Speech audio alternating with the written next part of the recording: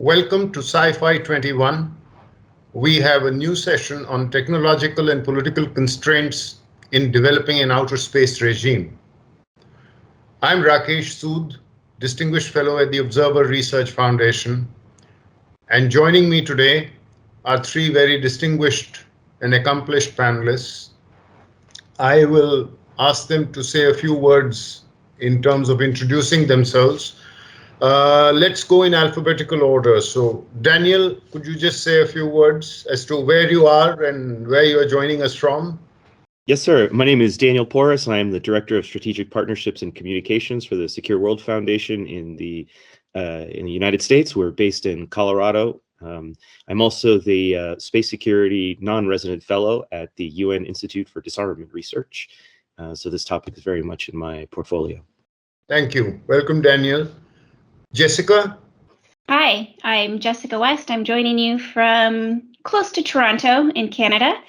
I work for a Canadian Peace and Research Institute called Project Plowshares, and I've been engaged on this topic on and off for, I guess, 15 years or so. And like Daniel, it's near and dear to my heart, so thanks for having me. Good morning and good evening. Thanks for having me, Rakesh. I'm coming to you live from my sparsely furnished new apartment in Washington, D.C. I am the Executive Vice President for Civil Space and External Affairs at Redwired Corporation. I previously served as NASA's Associate Administrator for Space Policy and Partnerships, and prior to that, Acting Associate Administrator for the Office of International and Interagency Relations. I think given the fact that all of you have spent many years dealing with these issues, we don't really need much of an introduction.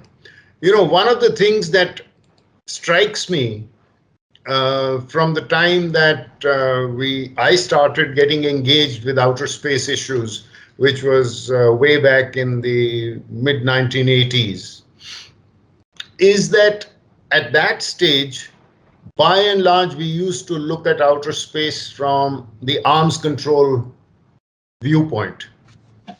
And I think what has happened today is that we have started looking at it more and more as a sustainability issue, the sustainability of the orbital space environment. And that brings in a whole different approach, as it were. I mean, at that time, we would discuss in the Conference on Disarmament among representatives of members of the CD, or in Vienna at the Committee on Peaceful Uses of Outer Space among the members of COPUOS. But now, with many more countries, many more players, you have a different kind of an approach that you see. So I would perhaps ask you as to how you see this change, or are these two separate tracks? Can they go together in parallel? Do they intersect at some point? And how do you sort of reconcile these two? Perhaps, Jessica, you can take it on first, and then I'll ask Daniel and then Mike. Yeah, absolutely. And I mean, I come at the topic primarily from an arms control perspective because the work of my organization is focused on peace, disarmament, and collective security. But I think the broadening of the debate on outer space has been really useful for governance writ large, but for arms control as well. I think by being able to situate arms control within a broader dialogue on how do we govern a collective commons, how do we ensure safe and sustainable use of space for everybody, we can come at different solutions to the problem. We can find common ground on a lot of issues that are shared. So we share in the values of a sustainable outer space. We share in the values of equal access and safe use. And that means that you can have a conversation that starts from a point of commonality rather than always from a point of conflict. And I think it gives us more tools to think about arms control. I think you see this with talk on kinetic anti-satellite ban. That's a new way of thinking about the values that arms control brings to broader governance, but also how it fits into this relationship. And so I think it's positive, and I think it's because of this broader framing that we're starting to see more movement on the topic overall. Thank you. Daniel, I mean, Jessica thinks that this is a positive development. I mean, are we seeing progress? Are we seeing movement forward as Jessica suggested, or are we in a kind of a doldrums? Of course, progress depends on where it is that you want to get to, and I think where Jessica sees this moving, and I see it as well. We see it as being very favorable. I mean, one of the trends that we're getting that could very much lead to greater commonalities and greater shared values in the space area is that there's so many mixing of different types of space systems. All these different military, civilian, commercial applications, they're all sharing the same space, and there are just many, many more actors that are starting to fill in that space. So any type of activity, any operations, and in particular on the security side of things, any type of conflict could have serious consequences for civilian critical infrastructure. It could have consequences for other countries whose militaries may not even be involved with a particular scenario. So what we're realizing is, unlike the 1960s, 70s, and 80s, when the number of actors were still quite limited and they were spaced out quite far apart, we don't necessarily have that luxury to maneuver anymore. So what that's forcing is a new conversation, a new dialogue amongst actors ranging across all the communities to say, look, here are the problems, here are the issues. If you move to the right, it's going to have an impact on a lot of folks who are operating in that area. So we need to come to some kind of an agreement about how we're all going to use this common space without ruining it for everybody else. And unfortunately, when we say ruin it for everyone else, we're also including, it's not just the opponent, not just your adversary, but potentially your own civilians, your own people. So there's a lot more calculus that's being involved now, and that is causing us to have a much more, what I think to be positive discussion and discourse on this issue, getting us towards the goal that I think a lot of us share. Mike, you've been with NASA and now you are in the private sector. So are you seeing greater dialogue? You saw greater dialogue when you were with NASA. You're seeing greater dialogue now. You're seeing more interactive dialogue. What is your take? So we can always do better. And this is the challenge that we've got in this new era, that as you described back in the 80s, et cetera, the private sector was not playing the role that it is now. And I think the international community, international structures, even domestic structures, need to evolve to account for the robust, if not leading role that the private sector will play. And the international system in space for policy simply was not set up to deal with that. And I think it's been very interesting to see where we have had progress with NGO groups like the Hague International Space Resources Governance Group, which I participated in when I was still in the private sector, and then actually leveraged some of those results for the Artemis Accords when I was at NASA. The beauty of an organization like that is you can have private sector people sitting next to government people as equals, and that's not something that the UN system was set up for. That being said, groups like this can then flow that information to the UN, and we can make progress. And let me just say, relative to sustainability and going beyond arms control, we're still trying to prevent conflict. I think that's the most important goal, or one of the most important goals that we have here, and that was the purpose of the Artemis Accords, which I led at NASA, which is to keep the peace, to keep prosperity, and to create norms of behavior that we can all abide by to do so. But the Accords were really only one piece of a three-legged stool. That was for civil space activities, government to government. What we need are norms of behavior for national security activities. So, for example, with satellites, how close is too close when someone approaches? And we should have a global agreement on that.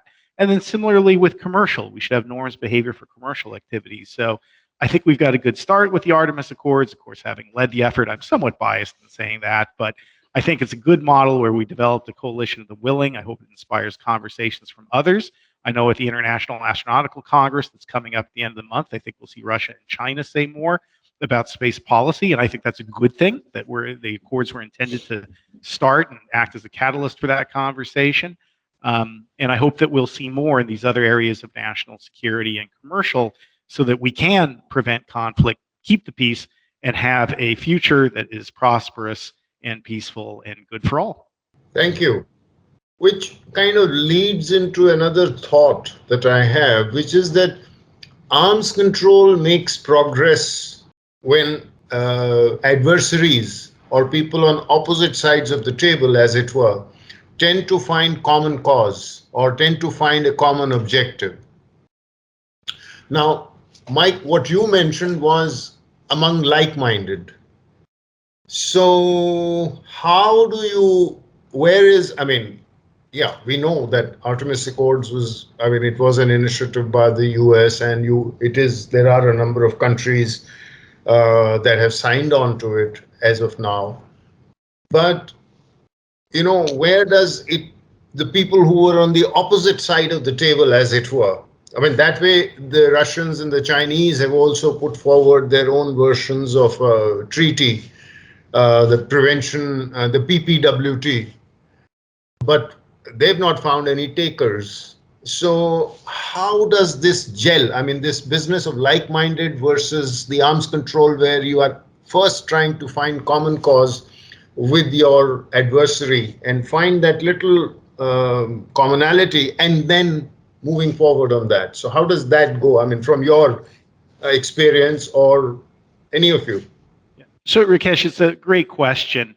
I would like to think when it comes to civil space norms and behavior, there is no other side of the table. That because we're all signed on to the Outer Space Treaty, I believe that there's a general global consensus relative to the Outer Space Treaty, the Registration Convention, the Rescue on Astronauts.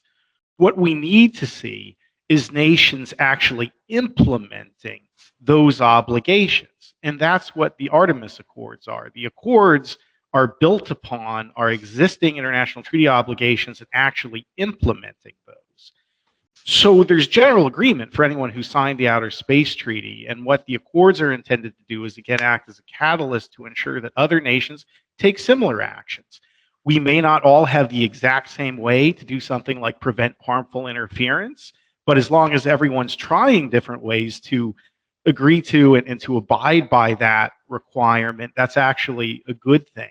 So I think there may be differences in approach, but I don't think there's differences in objectives, at least in the civil space area. That being said, again, there's certainly room for improvement, opportunities for the world to excel on issues such as registration, that we could all do a better job on that. And then there are issues that I would say are in the spirit of the treaty, but aren't per se explicitly required, like the full, free, fair, and open release of scientific data. That's something that we want to encourage. So you can have like-minded nations get together and push forward how we're implementing what are broadly agreed to international treaty obligations. And while I don't think there's an opposite side, it's actually a good thing that we'll see others come up with interpretations, push those, again, all with the same objective. We may just have different ways to do it.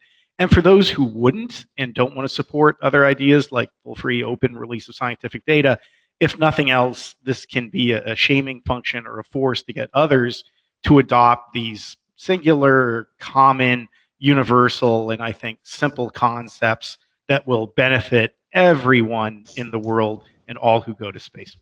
Daniel, so Mike thinks that the table is actually not rectangular. You are not on opposite side. It's a round table. So you've spent many years at the United Nations on the margins of the CD, attending many of these conferences, meetings, and so on. Are we succeeding in creating a round table instead of a rectangular table? I wish it were so. Unfortunately, on certain issues right now, there do seem to be certain rivalries that are set up in the room, and so we do have to deal with those political realities. Just for the record, I am going to set you up here so that you could talk about something, and I think it's where you were going. There are a couple of issues that do seem to generate, as the great Ambassador Patriota used to say, convergence of interests. There are actually a couple of arms control challenges that we're experiencing at the moment, which countries are actually looking at and saying, like, actually, we might all have the same interest in preventing or trying to mitigate certain occurrences and certain uses of weapons. And in a couple of years ago, the United Nations had a group of governmental experts on the prevention of an arms race in outer space, and they discussed a whole number of various issues and different types of weapons capabilities and the effects of these capabilities. And they all said, well, where do we see all of our interests converging? And probably one of the main things that came up was debris. space debris. The generation of space debris is a problem for everyone because it's indiscriminate. Debris can strike any satellite, it can strike any craft. So we all have an interest in reducing the number of debris, whether we're commercial actors, whether we're military actors, whether you're India, China, the United States, Canada, Botswana. This is something where everybody seems to be in agreement. And so over the last couple of years, it seems that one of the possible avenues that we have found to maybe work together is a prohibition or some kind of a setup, a framework around anti-satellite testing. And I think I'll let Jessica talk about that. Yeah. So I do see growing convergence, and it goes back to your first question about the value of broadening the governance conversation to include safety and sustainability and other users of space besides the national security community. So I think right now there's an open international letter being circulated trying to draw attention to common interest in, say, a kinetic anti-satellite test ban treaty. Canada has mentioned this many times at both the Conference on Disarmament and the UN First Committee. So I think that's one area, but I do want to go back to your question about competition in space. And I'll kick that off by saying I think we could use Mike Gold in the national security space discussions and his ability to create a roundtable. I think his approach is inspiring, and we need more of that on the national security side. One obstacle that bothers me is this framing of like-minded states, and I'm one of those frustrating people who's of two minds of the issue. My initial reaction is always, oh, we need a roundtable. We need to maybe not work with a like-minded, but focused on developing like-mindedness as more of a verb than a noun. But I do worry about the framing of, say, norms in space, in the national security space, in the language of, we will shape norms in our national interest. And I think that shuts down some conversation from states who might see themselves or be viewed as competitors in national security space. And this struggle over whose rules and whose norms are going to win, who is setting the strategic framework in outer space. So I think a competitive approach to governance isn't always great. At the same time, I've had a lot of conversations with people who work in the national security space environment, and they say, listen, it's not that we're not engaging or wanting to engage across the table, but when we can't, then we're going to start with those who are of a like mind and try to build from there. And so maybe what we can hope for is that there's different strategies among different levels of conversations on these issues that are happening at the same time, and hopefully all pulling towards the same goalpost. But I do worry about the striving for governance being caught up in strategic rivalry and whose rules and then whose identities are linked to the rules that we adopt. And if we could step back from that a little bit, especially at the high international level, at the rhetorical level, it might help. But I don't want to fool myself into thinking just because you want to engage with someone, there's always someone on the other side of that table willing to have the same conversation you are. So that's my two-mindedness on like-mindedness. But above and beyond, I think it needs to be a verb rather than a noun. I think it's easy to make round tables in beyond low Earth orbit. I think there's a shared common vision as a Star Trek fan that we all have greater hope for humanity as we move out beyond Earth and we leave many of our bigotries and biases and conflicts behind. I think there's a general consensus internationally that we certainly want to try and go there. My table may become less circular as we get closer to low Earth orbit, in particular in national security. But where I think that there's still hope in the processes and the lessons from the Artemis Accords that I think can be applied to national security is that when we drafted the Accords, we say a like-minded group. But that I think is actually an exaggeration. That with the Accords, we had a country like the United States that is explicitly against the Moon Treaty, explicitly opposes it, and then a country like Australia that had actually signed the Moon Agreement. So there was great divergence in views, certainly when it came to an issue like space resources. And what we did with the Accords was, I'd almost say not so much like-minded countries, but we found common ground among countries that we could all agree to, even where there were policy conflicts between the members.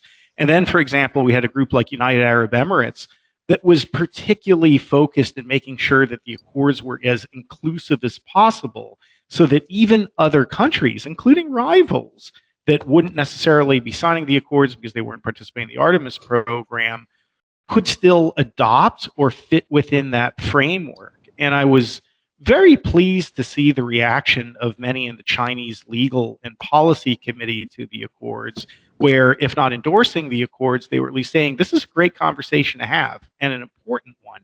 And I think with national security, again, we need to be predictable, clarity. And again, in my view, and I'm wading into dangerous waters here with national security because I've spent my whole career in a Starfleet uniform on the civil space side. But I think to the extent, again, defining how close is too close, for example, because who can blame a conflict erupting if both sides have different interpretations about what, jamming is or what too close is physically. I think we can only benefit from defining that, and then not only getting together with traditional allies in defense, but explicitly trying to craft an inclusive document that we believe other rivals could even adopt.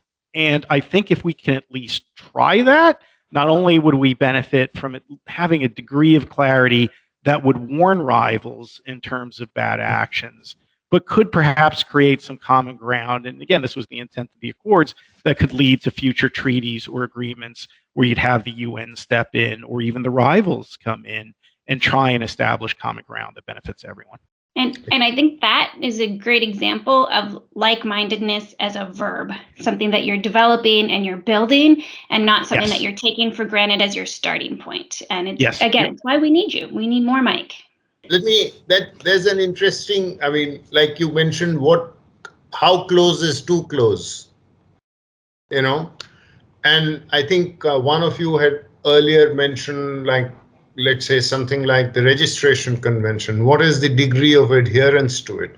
So let us say there is a body of international space law that it does exist. Now, most of it was done way back in the 60s and 70s and that kind of thing. So is it possible to use that space law and say convene a conference of states parties, because many of these treaties have fairly large number of adherents, states parties to these treaties, whether it's the outer space or something like that. Has that ever been thought of that, okay, let's convene a special meeting of states parties to the outer space treaty, and then you pick up the articles which were drafted at that point in time in a certain fashion and have a discussion on it to bring out questions like what you said, Mike. Yeah, and stop me from continuing to blather here, but I'm actually a fan of the Outer Space Treaty as is. I think that the Outer Space Treaty is over 50 years old, doesn't look a day over 35, and the reason for that is because it's a treaty of principles. That the Outer Space Treaty, and I think this was great foresight by its drafters, was not prescriptive relative to actions needing to be taken. It really listed out principles, overall objectives that you wanted to achieve. So, for example, you would say that you need to register, you would say you need to avoid harmful interference, but the Outer Space Treaty was not explicit in terms of how to achieve that goals, which baked in a degree of flexibility and sustainability for the treaty, because you're always going to want to avoid harmful interference. That's not going to change, no matter how much there's new private sector participation or whether you're on the moon or Mars, you're always going to want to avoid conflict. And because by and large, and I'm sure there's an exception or two, but mostly, the treaty still functions very well today, in my opinion.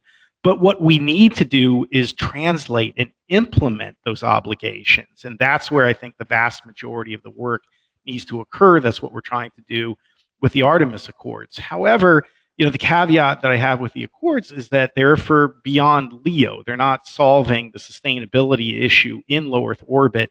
And I think that in many ways is much more challenging, quite candidly, that we need to get our house in order, even in the United States and in other countries, relative to what we're going to require to create a sustainable space environment, to avoid debris. I, in the private sector, don't see problems. I just see opportunities to innovate. And I think that's particularly true with debris, that here at Redwire, there's many ideas that we have and concepts and space-based robotics. We're building satellites that build themselves that could help address this issue, if not resolve it entirely. But we need new policies, new programs, even just an active debris mitigation program from NASA, I think, here would be helpful. So we should be leveraging the power of the private sector, the innovative abilities of entrepreneurialism to help solve these problems. But we need national policies and funding with which to do so. And this is an area where the Accords, don't get into, and is something we still have a lot of work to do here in the United States, much less globally. And that's the other challenge, is that this is a global issue, that one country can't solve it alone. But I think in each country, we have a responsibility to at least try and tackle the issue in some fashion, and then we can get together as a world and figure out what's done. But wow, a lot of work left to do in that area.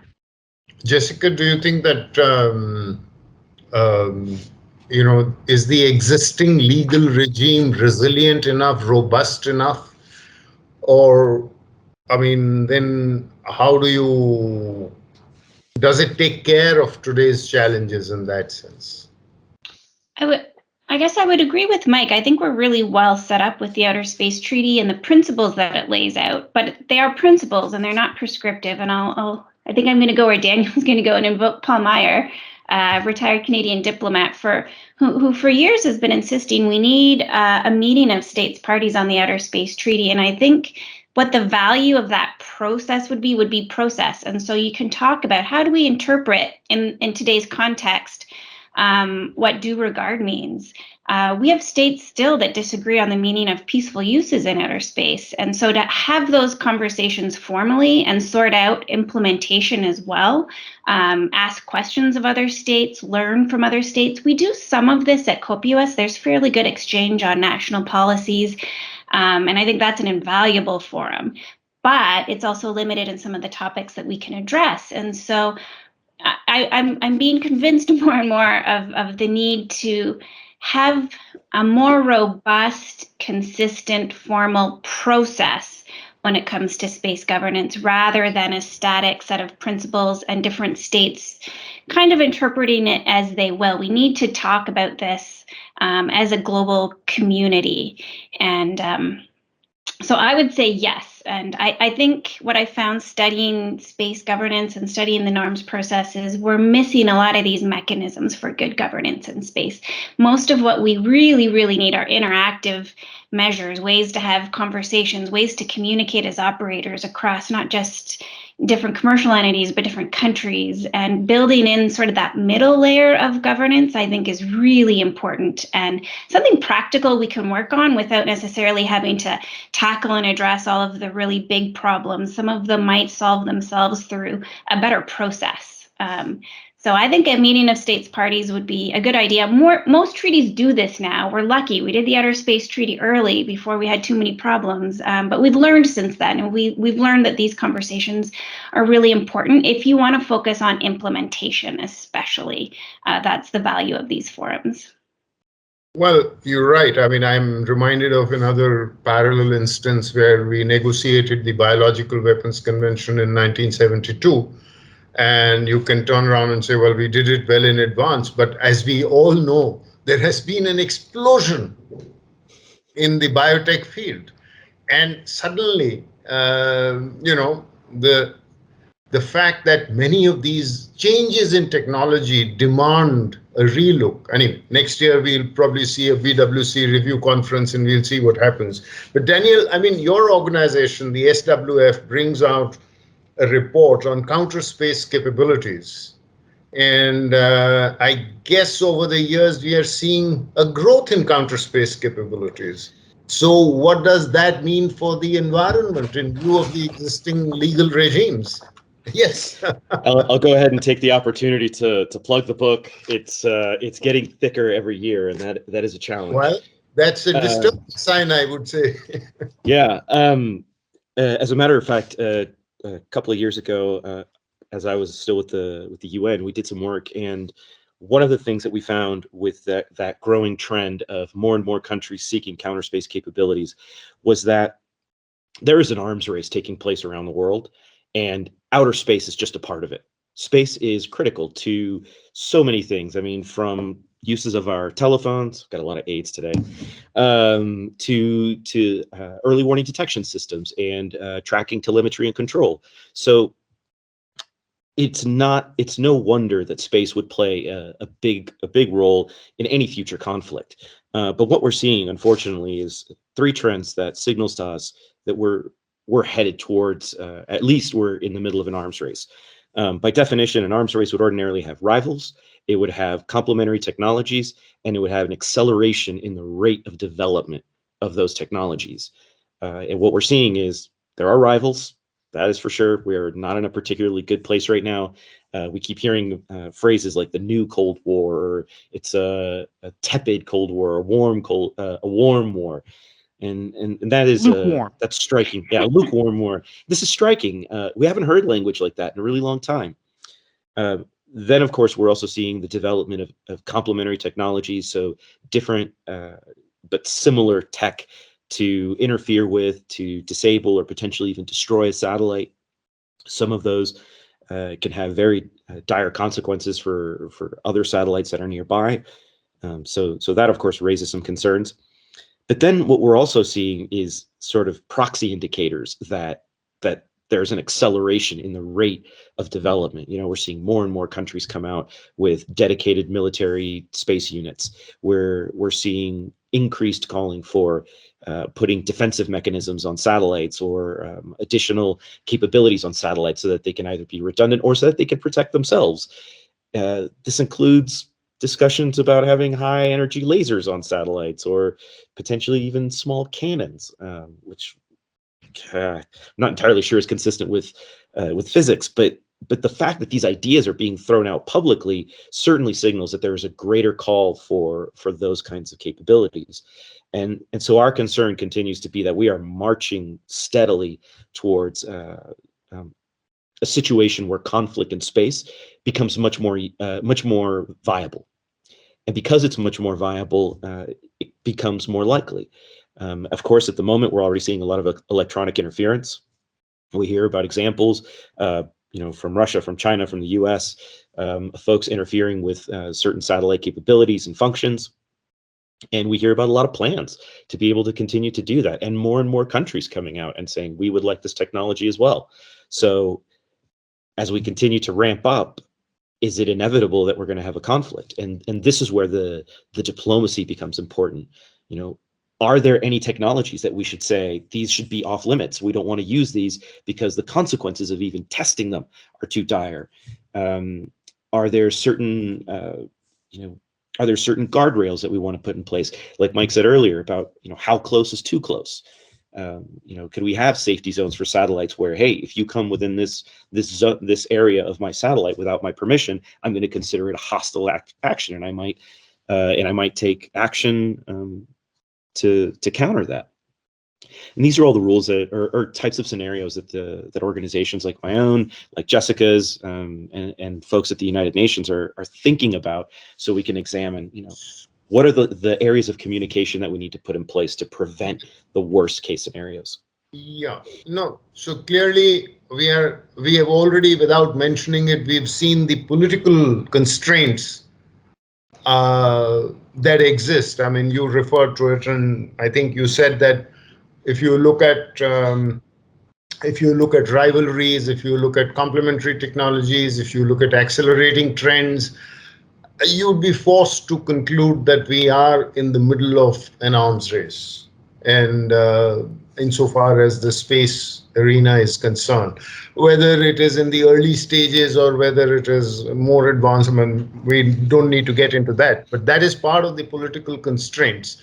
So how do you use technology to get around these? Because obviously I mean, this is where the other challenge comes in, because ultimately, when the nuclear thing began, 75 years ago, there was a certain rivalry that existed between US and the Soviet Union. But then there came a crisis point, and then suddenly the whole notion of arms control started evolving way back in the 1960s. And the first hotline was set up after the Cuban Missile Crisis, negotiations on the partial test ban treaty, on the NPT, and all the rest of it.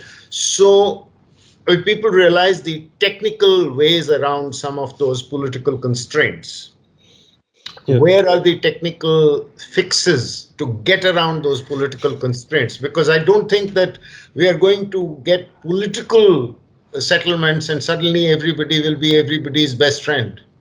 Yeah. I'll kick that off, and then I'll hand it Okay. off to my colleagues. So Sure. I'm sure we'll have much more insight on this. But one of the technologies that is developing that we think will enable us to reach greater agreement on some of these issues is space situational awareness.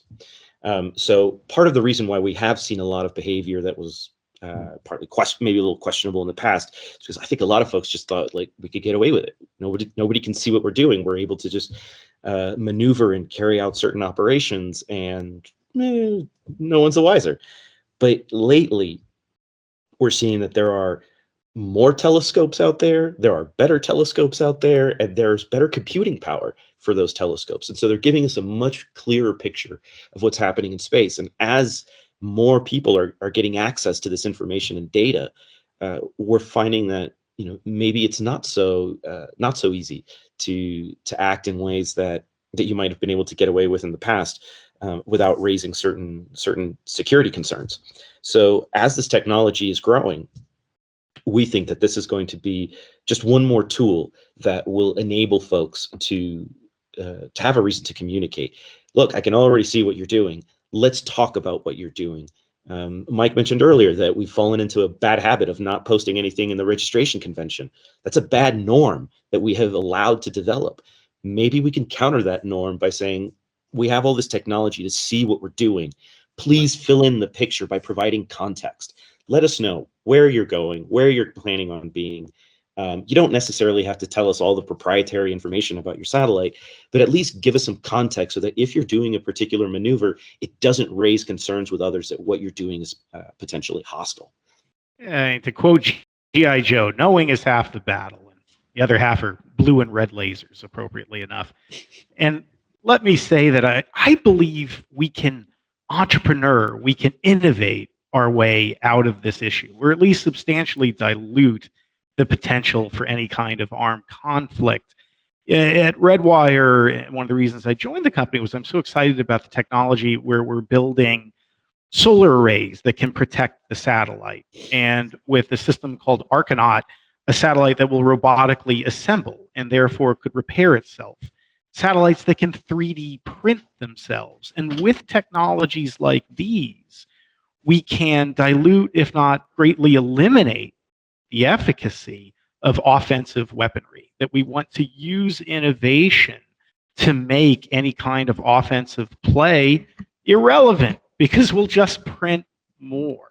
And I see a technological stream heading in a direction where the ability to build satellites, to construct large structures, and we talk about our rollout solar arrays, again, we're freeing the world from the tyranny of the rocket fairing to be able to deploy these large structures that, again, can build and repair themselves. That's a path to prevent this, because it makes harm much more difficult, if not impossible, due to the resiliency of the system. Well, I think I would bring that theme, I guess Mike talked about knowing and Daniel talked about transparency. And I think we can also use technical innovation to extend it beyond the physical. So what is in orbit and where is it and what is it doing, to the things we don't see, but are still quite risky when it comes to conflict escalation and the potential outbreak of violence. So, are satellites being interfered with? That is always very proprietary information. There's no common set of knowledge about what's happening when it comes to electronic interference or dazzling in space, things that you're not necessarily, I guess expanding the concept of space situational awareness a little bit more. And I think some technologies, I'll give a shout out to Ruth Stillwell. You know, she's been thinking about how can we use blockchain to have better exchange of information in a way that is secure, anonymous. And so thinking about this information sharing to have a better picture of what's happening so that you can't get away with some of these, say, below threshold, or in the words of David Edmonston, things that don't go boom activities. And I think we would benefit from that also because some of this gets mixed up with our safety and sustainability risks, space weather. And so having more shared knowledge about what's happening in the outer space environment, I think could help reduce some of the incentives to perhaps be a little bit risky in space with things that until now and even now are very easy to get away with because they're hard to detect and they're easy to deny. And yeah, so that's where I would maybe extend some of this. I think, let me pick up this because I'm curious now. I mean, you said it's easy to deny. I mean, that was the phrase you used. So while the space situational awareness could be a technique where you can say, hey, I can see where you are, I can see what you're trying to do. Now, this may be perhaps true for co-orbital kind of a thing, or proximity rendezvous, that kind of stuff. But I don't know. But so therefore, let me just pose this because all of you are far more in the technology field of this. But when it comes to counter space capability using the cyber route, I mean, I would intuitively think that that is something where it is difficult to track or attribute, or, I mean, transparency is not a characteristic. That's one of the challenges. Would I be right, or are there ways around it? So I can at least give you one instance where there was a hack and there was an allegation of an attribution. In 2011, the United States announced that two satellites that belonged to the National Oceanic Atmospheric Association had been completely taken over by a source in China. This was the allegation. They didn't say whether they had done anything wrong. They didn't say whether that any data was stolen or that the satellite had been harmed in any way, but they at least said that they had been completely taken over, and now cybersecurity for space systems became much more important. But what we do know is that the geopolitical powers, U.S. and Russia included, have started making their way into critical infrastructure, into particular coatings, and have started leaving behind, well, if nothing else, love notes, just kind of saying, hey, hello, we were here. We're not saying that we necessarily did anything, but we just wanted you to know that we can get in. And that we have to assume that that is also possible for space systems. And we all depend on space systems, much like the electrical grids, from a civilian point of view. So as we're starting to develop some of these new capabilities, we have to ask ourselves, are these areas that we want to pursue, or do we want to talk about them first and just say, look, there have to be some limits on what we do, because the civilian cost, the humanitarian cost for using some of these capabilities could just be far too great, especially when it comes to something like, say, GPS. It would just be catastrophic. So thank you very much, Daniel, Jessica, Mike. Thank you for an absolutely wonderful insight into this. And I'm sure we'll have another occasion to catch up on it, maybe next year's CyFy. Thank you. Thank you, Rakesh. Thank you, everyone. Stay safe. Stay well.